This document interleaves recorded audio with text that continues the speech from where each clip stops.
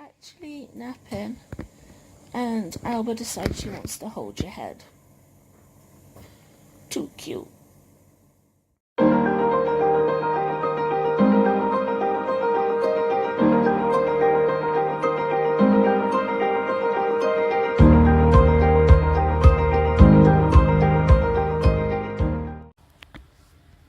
Hi guys, it's 4:20. Charlie's been asleep pretty much all day. Pickle was being really cute, but she's just run away. Dixie. Usually when she does that, she's going to go wake up Charlie, so I'm hoping she's not going to do that.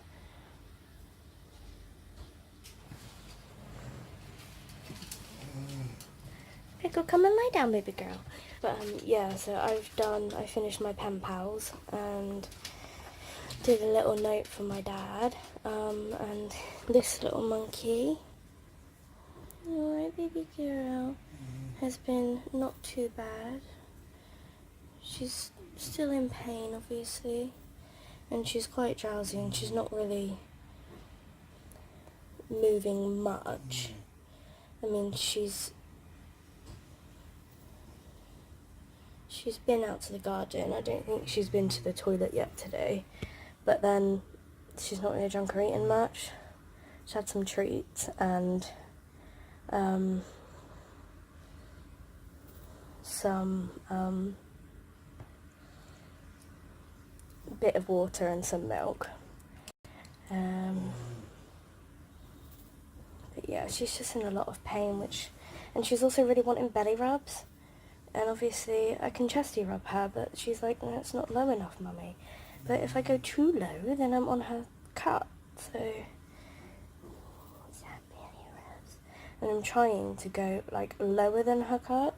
Look at her face.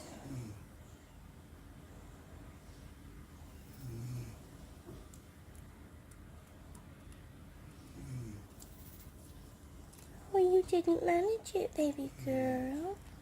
You didn't manage your yoni peg. Oh no. Belly rub me, man. Okay, I'll go back to belly rubs then. See, I'm literally just like belly rubbing like inside of her thigh. She seems okay with it. But yeah, so Charlie's been asleep pretty much all day. I've done pen pals. Not really anything else has really been going on, really. It's been a really boring day.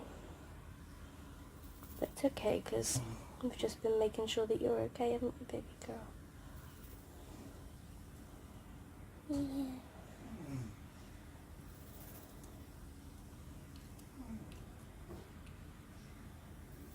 Oh, well done. Well done, darling. You managed it. The people. You're looking at the people. Good girl. Let them look at you.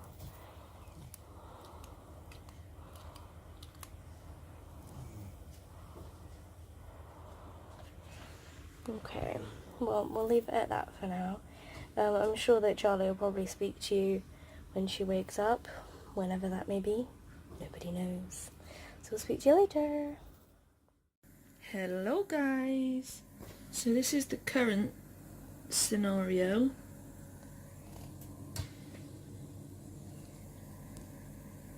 Sophie is currently shopping. Ooh. Yep, you're safe.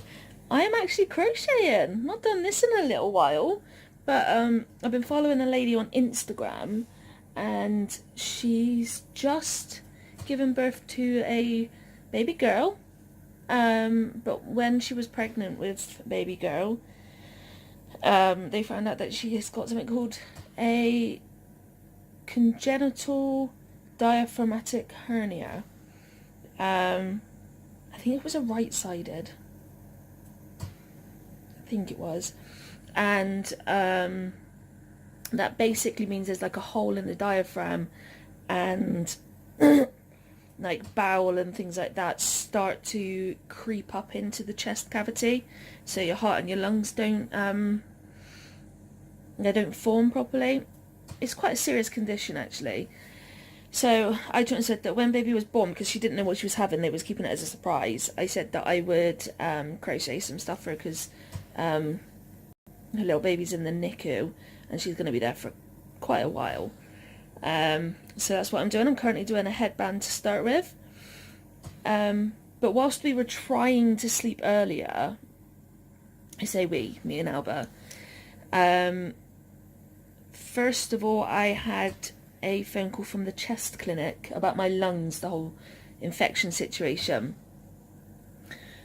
That my current consultant has had to consult another consultant because he's turned and said, like, hands up, I don't know what to do in this situation, which I think is really, really good for somebody to admit that they need help, especially in the medical profession. So they've contacted another consultant that has also looked after me. It's about the whole weird bugs that I keep contracting. And basically they want me to stop my prophylactic antibiotic, which, I'm not going to lie, is a really scary thought. I've been on that drug now for 8 years, and that's been the main thing that's stopped me from getting certain bugs, colds, flus, and different strains of bugs. So it is a little bit daunting. I need to stop it for 6 weeks, and basically at 3 weeks they want me to send a sputum sample, at 4 weeks they want me to send a sputum sample, and at 6 weeks they want me to send a sputum sample, because they just want to see if the prophylactic antibiotic is actually masking some bugs. So yeah, the next 6 weeks is going to be really scary, and also frustrating with the fact that we've got the Pink concert in 3 weeks, and I'm dreading the thought that because of this plan now, I could not make it to Pink. And unfortunately, we cannot put off doing this trial until after Pink, because the bugs that I've got in my lungs, they're damaging my lungs, and it's irreversible damage. So this needs to be done now for my safety, my lung function, my breathing, just my quality of life. And then when I woke up, we had some post, and in that post was my consultants and my team are wanting me to have another CT scan of my chest, which I'm not really happy with, because that means I've now had, this will be my 4th CT scan in about 6 to 8 months, which is a lot of radiation. But again, each one of these scans, then they've needed to be done, they're necessary for my life. But there's that little bit in the back of my mind that's niggling of this radiation could also be damaging my body. And obviously it will be with like contrast, which is the type of dye, and each time you have that, it can damage your kidney function. And there's all these little bits in the back of my mind from when I used to work at a hospital that I know that these things can happen. But also with working in a hospital and being a patient now myself, I also know that these things need to be done. So it is quite daunting, but that's life. And when you have a chronic lung disease, unfortunately, these things have got to be done. So my CT scan is next week. They're really pushing for these things to be done quite quickly. And then the other phone call was the vets. They were just ringing to see how Alba was, and I said that she's still in pain, and she keeps doing the same as what she was doing last night, where she's kicking her legs, and all of a sudden she like gets up and darts around, and she's still doing that. After her pain relief this morning, she was good. She didn't end up having this like being like these little things happening. But now that the day's progressing, it is starting to go again. But we've got the vets again tomorrow at 11 a.m. We can talk to them. Hopefully they might have something else that might help. I don't know. But yeah, I just thought that was lovely that they rang, because they didn't tell us that they were going to be ringing. So it was really nice that they just rang and wanted to check in and touch base and see how she was doing, which is just really lovely. So yeah, I'm gonna carry on with this crocheting for now. It's gonna be like a really adorable little headband, hopefully, if I pull it off, because I don't know if you guys know, but I've been crocheting now for years, and I'm self-taught, but I'm self-taught in a way that I can't actually read the crochet lingo, so I make it up myself. So I'm going to get on and do that, and we'll see you later. Good evening. I have literally just this second finished my nabs. Poor little Alba Bob is right here. She's still not herself, but she has been perking up a little bit today. Like she's wiggled her tail, and she's given us mummy boots, and just these little signs that like tells us she's still there, but she's just a little bit knocked off still, and obviously still a little bit in pain. We've got the vets at 11, I think I said earlier, but other than that there's not really much else to go on. At one point when I fell back to sleep, Sophie was snuggling into Alba in the reading nook, and she fell asleep too, and we missed a private number, which private numbers tend to be the hospital. So not really sure what's going on now, because obviously I told you guys earlier that the chest clinic rang me, and they've also want me to have a CT scan on Tuesday, which is quite soon. So I don't know if it was just to check to see if I'm still, like, if I'm going on Tuesday or not. I'm not sure. But obviously it's quite a quick booking, really, as normally you don't get them that quick unless it's an emergency. I don't know if it's because of the bugs that are in my lungs and they just want to see what it's doing. It could be, but I'm not sure. Until we do the scan and the doctors like tell me the results and things, we're not really going to know what the long-term goal is. But I just calculated 3 weeks, 4 weeks and 6 weeks to do my sputum in my diary, and I think it's the 4th week. I'm sure it's the 4th week. It lands on the 20th of June, which is the day that we see Pink. So, I mean, I don't think I could do it any earlier. I mean, we might be able to get it sent off on the 19th on the way to, like, because obviously we're going for the night before and the night after. So whether we could just do it on the 19th on the way there, I don't know if that would be better than doing it 3 days late, because obviously we won't be able to do it on the 21st. I might have to think about that one. I think doing it on the 19th might be okay. I'm sure it'll be okay. I'll have a think. But my credit card arrived the today. I just need to activate it, which I can do online apparently, which is really helpful. And then I need to book, I think it's the travel lodge I found. So we have to book that now.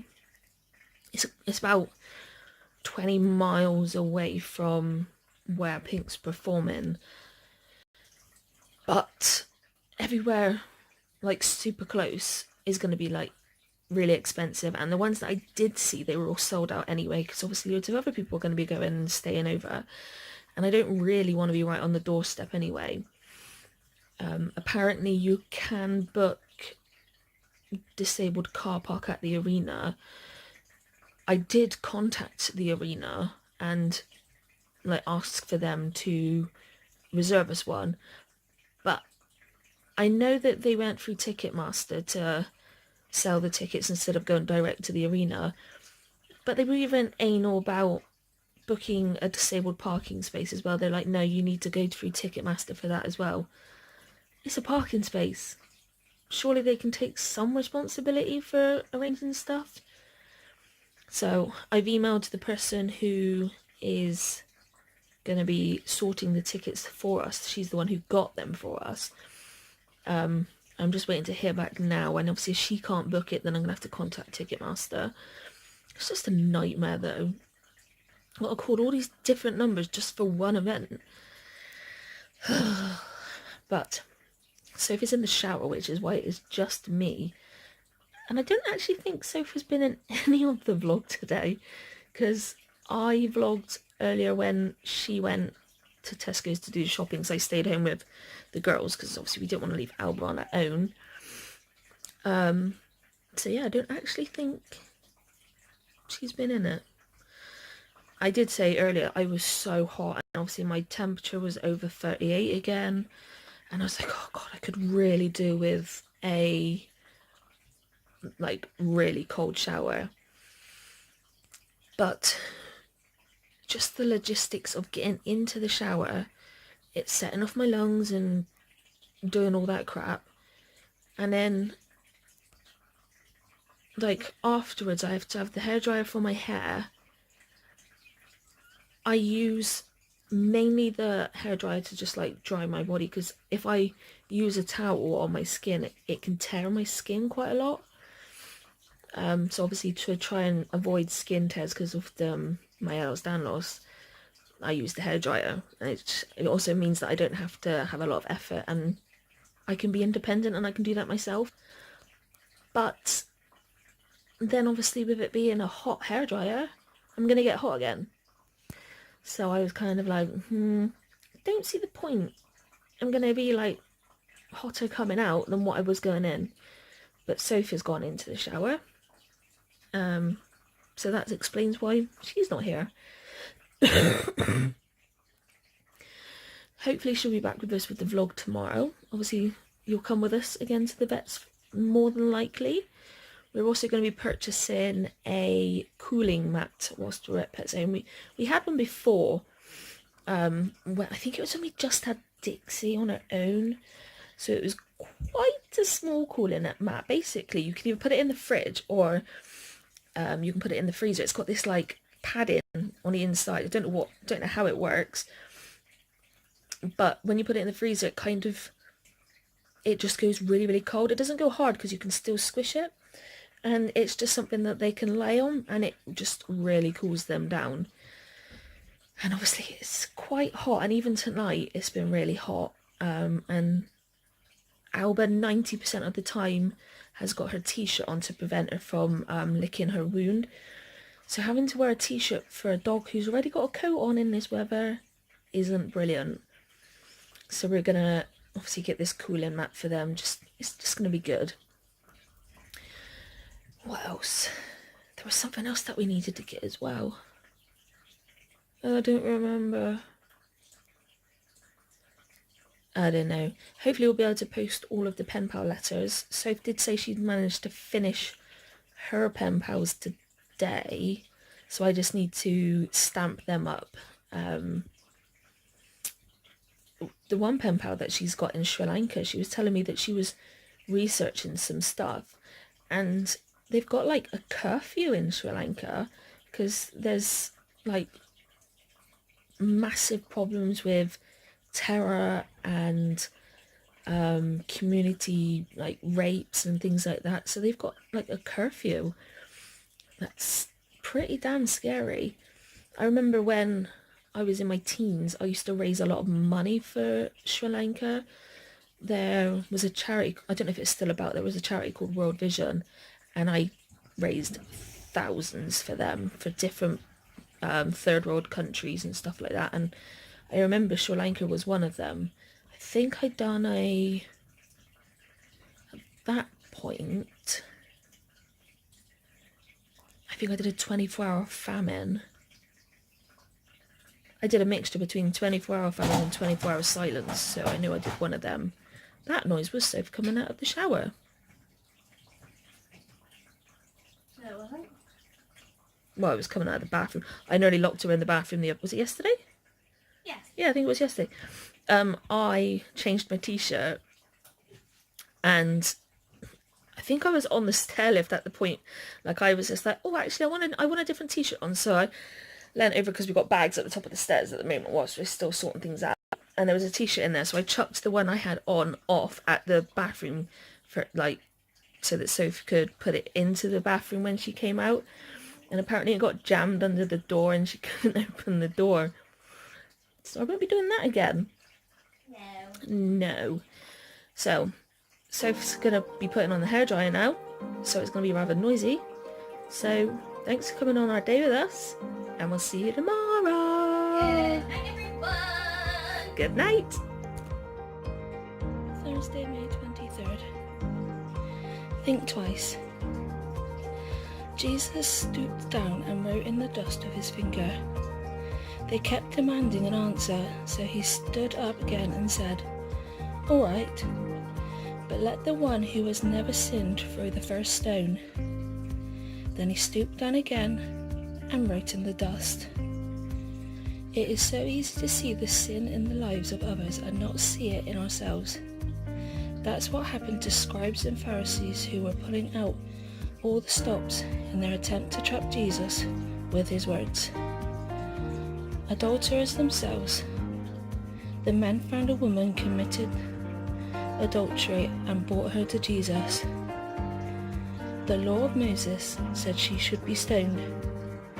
They wanted to know what Jesus' sentence would be. That's when he did the unexpected. He stooped to write some words in the dust. Impatient, they asked again for his judgment. That's when he, the one who sees and knows us better than we see and know ourselves, said that whichever man had ever sinned should throw the first stone. Stabbed by their own consciences, the men left one by one. Jesus would have had us spend more time tending to the missteps in our own lives than rushing to judge others. This passage, Matthew Henry says, teaches us that we are to think twice before we speak once. Lord, help me spend more time examining my life than in looking for the missteps of others.